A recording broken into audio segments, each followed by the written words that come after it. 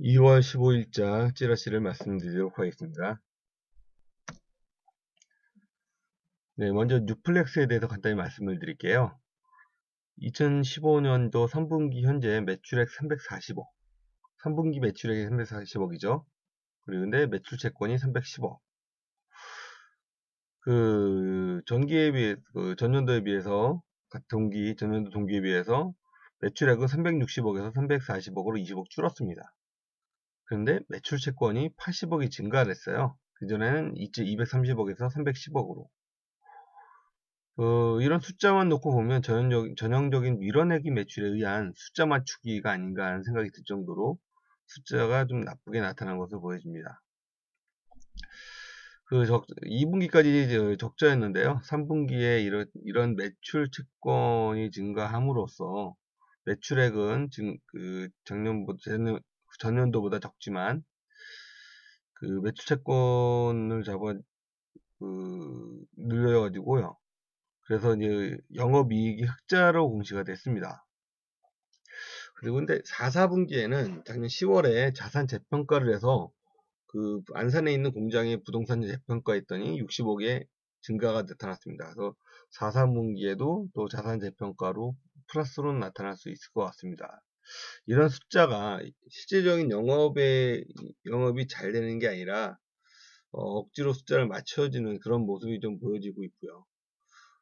현금도 부족해서 이번에 50억 시비를 발행한 듯 합니다.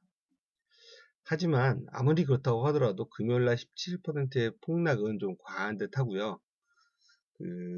시가총액이 230억은 현 자산 기준으로 봤을 때 굉장히 저평가된 것으로 보여집니다. PCB 쪽 사업이 아무리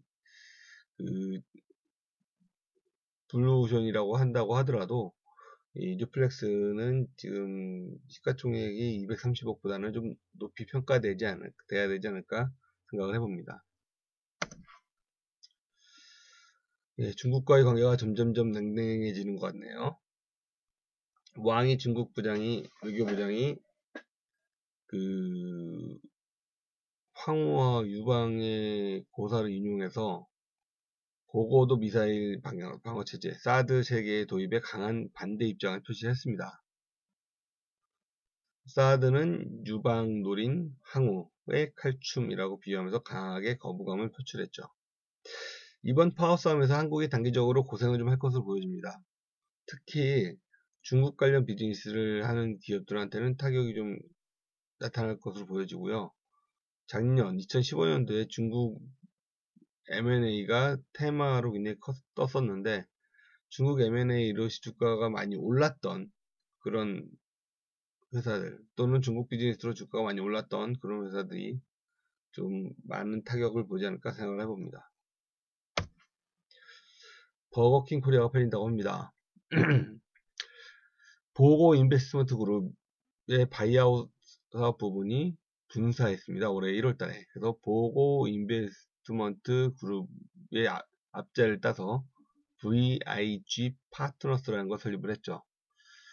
보고 인베스트 그룹이 2012년도 부산한테서부터 1,100억 원에 인수했던 버거킹 코리아가 2천억 내외로 매각을 할 것으로 보여집니다. 상대는 AEP, 어페니티 에쿼티 파트너스로서 홍콩계 사모펀드가 대상이 되었고요. AEP는 더 베스트샵, 하이마트 등을 인수한 이력이 있는 사모펀드입니다. 물론 올해도 카카오가 어페니티와 손잡고 SK 플래닛이 보유한 로엔 엔터테인먼트의 지분을 인수하기로 하는 등 대규모 M&A가 많이 이어지고 있고요. 올해는 인수금융의 자금 대출 금리가 작년 5에서 6%보다 낮아질 것으로 보여져서 대형 M&A가 더 많이 쏟아질 것으로 보여집니다.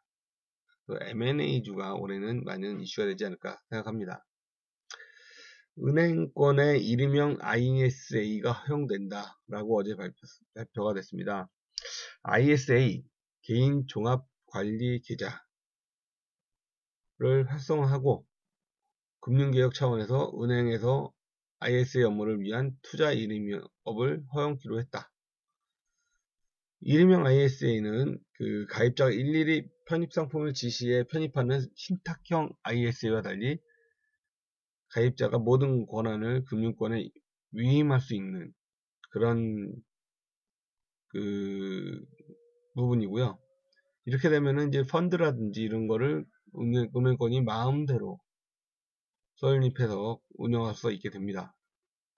그래서 금융투자업협회에서는 굉장히 반대를 많이 했던 부분이고요. 이런 것 때문에 증권사 등에서 펀드나 주식 전문가들이 대거 은행권으로 스카웃이 될 것으로 보여지고요.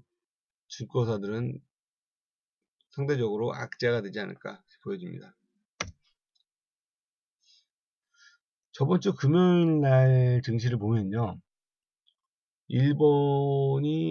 일본과 우리나라가 먼저 증시가 마감되면서 폭락을 했고요. 그 다음에 중국이 마감하면서 폭락이 좀 주춤해졌고, 그 다음에 유럽과 미국으로 이어지면서 증시는 올랐습니다. 특히 미국 증시는 다우 지수 2%, 나스닥 1.66% 상승했고요. 영국 증시도 3%, 독일도 2.52, 프랑스도 2.52, 독일도 2.45% 상승을 했습니다.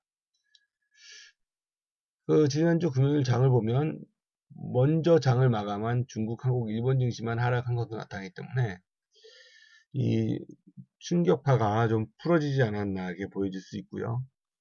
그래서 오늘 장은 강보합으로 시작될 것으로 보여집니다.